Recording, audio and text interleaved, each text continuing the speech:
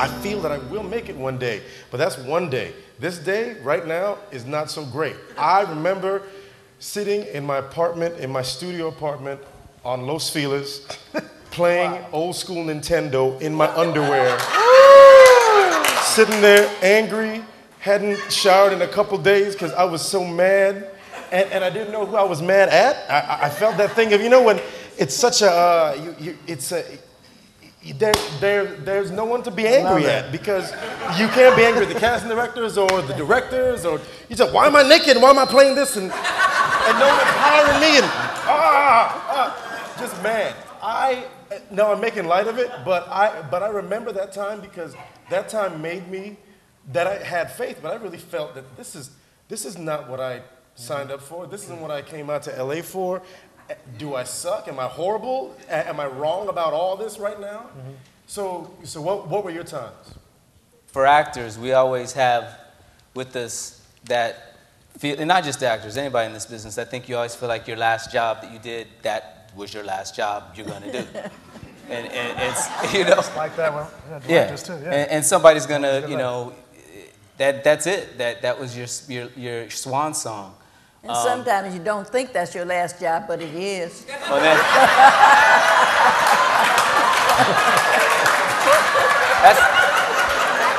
that's an infinitely worse moment.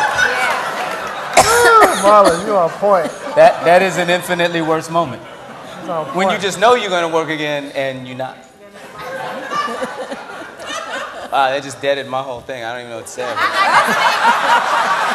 I just think at every level that you get to, this is a business where you're constantly having to prove yourself. Yep. I mean, like, I never settle. I'm always pushing myself and challenging myself to do more and to be greater and to dig a little deeper, you know. And you're going to have highs and you're going to have lows. I don't care what level of success you reach. I mean, you certainly have to figure out why you're doing what you're doing. I'm not here to judge. Look, if you want to be famous, go about it. Do your thing. Yeah, that's you. Behave. Just be clear on what it is, what you want from this industry, and understand what you're asking for. And the obstacles that are there, and absolutely. Don't be surprised when you find certain walls and barriers to fast solutions, you know, that are there. Yeah, and when you get it fast, it kind of lasts like that. Fast. Yeah. Grand opening, so, grand but I mean, you know, hey, get in, get your money, do you? That's all. But just be clear on what it is you want. And I just remember having my talk with God. I mean, he's probably sick of me. Yeah, dear God, it's me again. But I remember when I figured out this rat race out here, I knew what I wanted. I was very clear, and it was the people that I studied, like the Meryl Streeps, which is unfortunate. We don't really have black actresses to go to and say, oh my God, she's done this and still working today. And that's who I've studied, because usually for black actresses, unfortunately, they hit a peak and then it's whatever happened to. You understand what I mean? So the people that I study and how I hope God uses me to change things up a bit is to be one of the pioneers that's lasted and still working. And when I'm long gone and dead, people are still talking about my body of work. And see, when you ask for that, you're asking for longevity. And when you're asking for longevity, it's an uphill battle, because every step you get to, you're always constantly having to prove yourself. And I'm sure some of you guys are sitting out there like, what's she talking about? She's been nominated for an Oscar. He's been nominated. It never ends. It never ends, because you get to one level and you still have this. And that's always the card they play.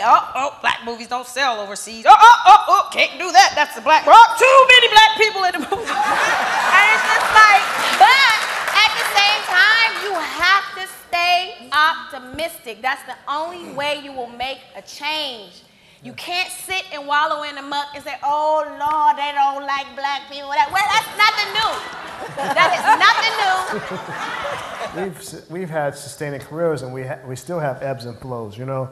What makes me, what endures me is always remembering from the beginning of me saying I wanted to go on this journey to be a filmmaker, there being very few historical precedents of me doing this job, of having a dream and do what I do. So, you know, actually making it and doing it, you know, getting in the door and everything, that was one thing and stuff, like having everybody tell me, oh, you know, ain't no white people gonna let any black people make any movies. That's what I heard all the time. I mean, no matter what. Or, how do they know? Or even after Spike made it, you know, and I was in film school, and Spike was the only serious black filmmaker working in the industry, saying they're gonna let only one Spike Lee out there, right?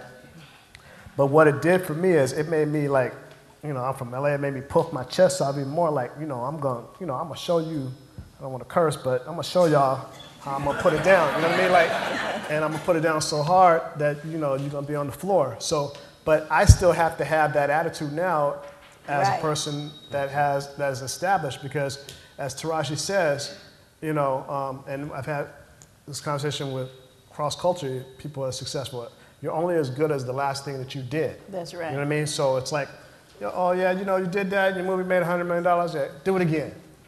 You know what I mean? But then it's a trip, because you can't wallow in self-pity and overly doubt yourself and play the hamsters in your brain all the time.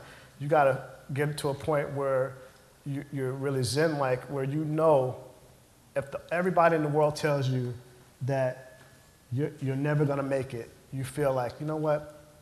I feel it. I feel this light. I feel God is watching over me and my journey. That's the attitude you have to have. So if you're passionate about the craft, you do it no matter what. You have to defend it with your heart and soul.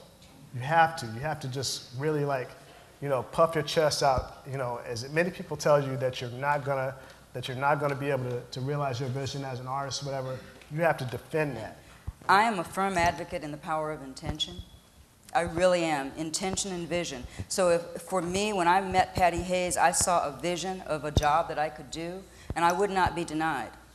I would not be denied. If that meant interning for Reuben Cannon and driving across town for no money for months, years, if that's what it meant, if that's what I had to do this job, I was passionate enough to find a way to make it work. And when I see some of you coming across my doors, what I don't experience is that commitment and that passion for your work. I really don't. And if you want to know what makes the difference sometimes between who gets moved on to producers and who doesn't, it's the person that doesn't care what I think about what they're doing. They come in to play, they come in to shine their light, they come in to do the best possible work that they can do in that moment with that role. They have an idea about that role. They're open to being adjusted, to be flexible, to take adjustments, and then they go on, but it's not about them giving their power to me. And here's the other thing you need to know. We can tell. Casting directors, when we're sitting across in the back of that table, when you come in and you're not fully present, you're not available to us or yourself, when you are not clear about your intention, all of that reads. And what it looks like is you don't know what you're doing. Now, you could be the best actor in the world, but in that moment, if you're not fully committed, then we don't get all that you want to give us. And I have a tenet that I tell actors all the time. It's either your job or it's not. It's either your job or it's not. And if it is your job, guess what? You can't screw it up. You cannot lose it. Because if I bring you in for him and he sees something in you and you're not doing even your best audition, you're going to get that job. Because it's your job. But conversely, if it's not your job, I don't care how many flowers you send me or how many muffins you send to my office. I don't care how cute you look, or if in some cases the guys take off their shirts and show, whatever. Anyway, I digress. I don't care. It doesn't matter. If it's not your job, you're not going to get it. So don't give your power to the other side of the table. Stay fully present in who you are and what you know you bring. And accept that if it's not your job, what you are being given is an opportunity to seed the room. Listen to what I'm saying. Every time you walk into an audition, you are seeding that room. You are planting a seed with us and saying, here's who I am, this is what I do, may not work for this, but it's going to be this job or something even better. And so I'm just going to leave my work here for you to consider, and you cannot give us a better gift, because even if you're not right, there's no better gift than we can get is to have you, am I right, is to have them walk out the door and go, wow, that was amazing. I'm not sure it's going to be right. You want that that person. Every person that comes in, you hope it's the right person. Exactly. Because I then still it's remember done. your audition for the commercial. I took off my shirt. You remember?